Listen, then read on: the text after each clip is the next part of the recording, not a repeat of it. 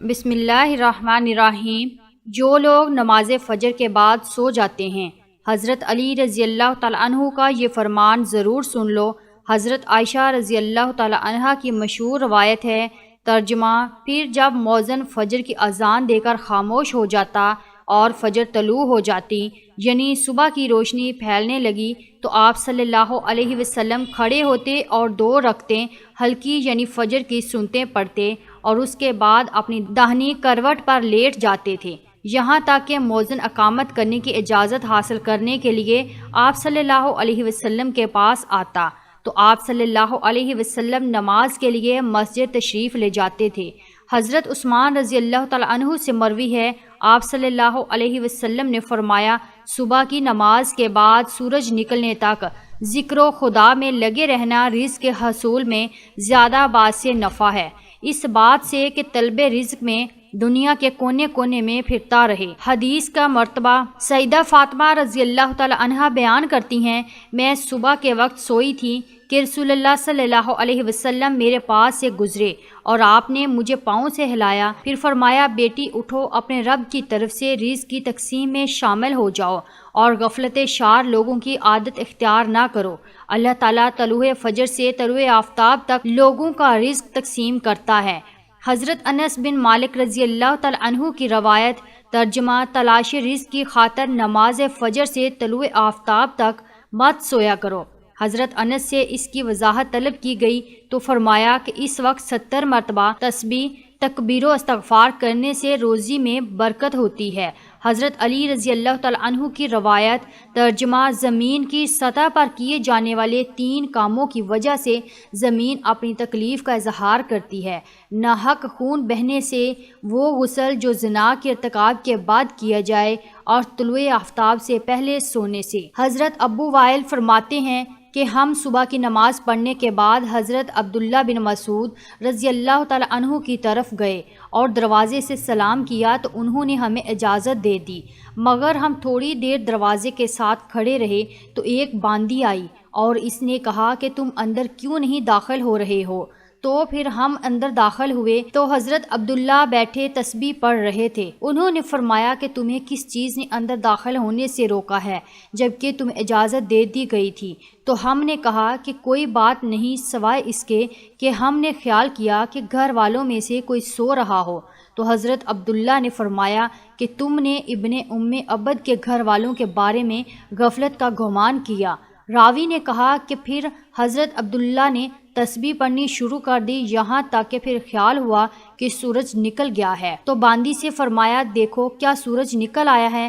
متعدد روایات میں ہے کہ اللہ تبارک تعالیٰ صبح صادق سے لے کر طلوع آفتاب تک مخلوق کے لیے رزق تقسیم کرتے ہیں، یعنی جو لوگ اس پورے وقت میں غافل رہتے ہیں وہ رزق کی برکت سے محروم رہتے ہیں۔ اس احادیث سے یہ بات معلوم ہوئی کہ یہ ممانعت صبح صادق سے لے کر طلوع آفتاب تک پورے درمیانی وقت میں سونے میں ہے، اور اس وقت سونا غفلت شار لوگوں کا رویہ ہے۔ اسی طرح سلف کے تعامل کے بھی خلاف ہے۔ نبی صلی اللہ علیہ وسلم اور صحابہ کرام کا طریقہ کار یہ تھا کہ وہ جب فجر کی نماز پڑھ لیتے تو سورج طلوع ہونے تک اپنی نماز کی جگہ ہی بیٹھے رہتے تھے اور ذکر و اذکار میں مشغول رہتے تھے۔ اس وقت میں ذکر خدا میں لگے رہنا رزق کے حصول میں زیادہ باعث نفع ہے۔ آج ہمارے معاشرے میں یہ ٹرینڈ بنا ہوا ہے کہ نوجوان رات کے 2 بجے 3 بجے موبائل، فیس بک، واٹس ایپ ان سب پر لگے رہتے ہیں،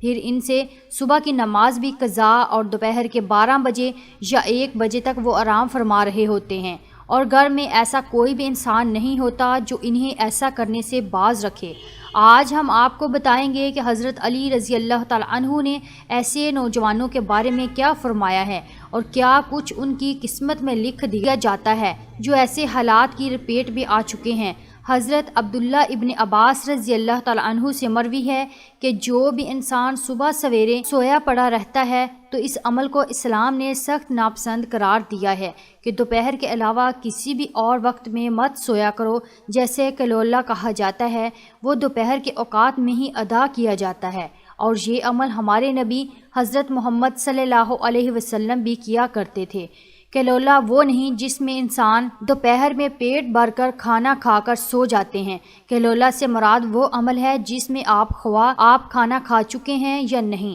بس تھوڑی دیر آرام کرنا دوپہر کے اوقات میں، تاکہ آپ کا جو باقی کا دن ہے وہ صحیح سلامت گزرے اور آپ کے دن کے باقی حصے میں آپ اپنے کاموں کو سر انجام دے سکیں۔ حضرت علی رضی اللہ تعالیٰ عنہ نے فرمایا کہ میں نے اللہ کے نبی صلی اللہ علیہ وسلم سے سنا تھا، کھانا کھا کر فوراً سویا نہ کریں، کیونکہ اس سے انسان کے دل میں بھی سختی پیدا ہو جاتی ہے۔ اور آج کی تاریخ میں تو یہ بات اس حد تک گہرائی تک پہنچی ہے کہ یہاں پہ ڈاکٹرز کا بھی یہ ماننا ہے کہ ہر انسان کھانا کھا کر فوراً سو جاتے ہیں تو وہ دل کے مرض میں مبتلا ہو جاتے ہیں، اور یہی بات 1400 سال پہلے ہمارے نبی صلی اللہ علیہ وسلم نے فرمائی تھی۔ اب آتے ہیں حضرت علی رضی اللہ تعالیٰ عنہ کے اس ارشاد کی طرف جو انہوں نے فرمایا تھا۔ جب ایک مرتبہ حضرت علی رضی اللہ تعالیٰ عنہ کی خدمت میں ایک شخص حاضر ہوئے اور فرمانے لگے، یا علی، صبح سویرے جو انسان سویا پڑا رہتا ہے اس کی قسمت میں کیا کچھ لکھا جاتا ہے؟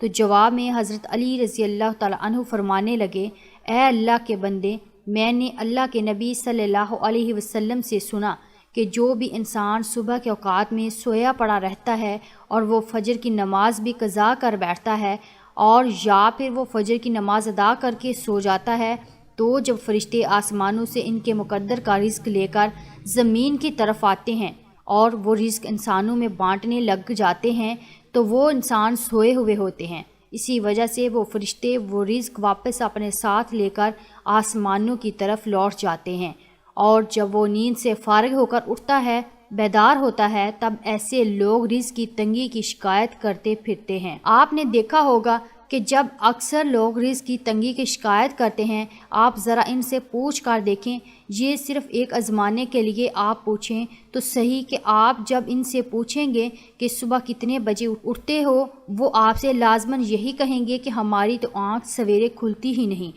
ہم صبح اٹھتے ہی نہیں، اٹھنا بہت مشکل ہے ہمارے لیے، لہٰذا یہی وجہ ہے جس کی وجہ سے وہ رزق ان پر تنگ کر دیا جاتا ہے، اور پھر وہ تنگ دستی اور بے روزگاری کی شکایت کرتے پھرتے ہیں۔ تو آپ سے گزارش ہے کہ آپ سویرے اٹھیں، آپ سویرے نماز ادا کریں اور کوشش کریں کہ مرد حضرات جماعت کے ساتھ نماز ادا کریں اور پھر قرآن کی تلاوت کریں۔ اس کے بعد آپ اپنے دن کی شروعات کریں۔ اب آپ دیکھیں کہ کیسا آپ کا دن گزرتا ہے، آپ کے دن میں برکت ہوتی ہے۔ اور جو لوگ 12 بجے یا 1 بجے اٹھتے ہیں، ان کے حالات کچھ یوں ہوتے ہیں کہ ان کے دن کے کچھ کام بھی انہیں سمجھ میں نہیں آتے، وہ یہ جان ہی نہیں پاتے کہ آج کا دن حالانکہ گزرا کیسے ہے، بلکہ انہیں کچھ کام بھی سمجھ میں نہیں آتا، وہ جو کام کرنے لگ جاتے ہیں اور پھر پلک جھپکتے ہی شام اور مغرب کی اذان ہونے لگتی ہے۔ اور جو انسان سویرے جاگتے ہیں وہ اپنے کام بھی بھرپور طریقے سے سر انجام دے پاتے ہیں،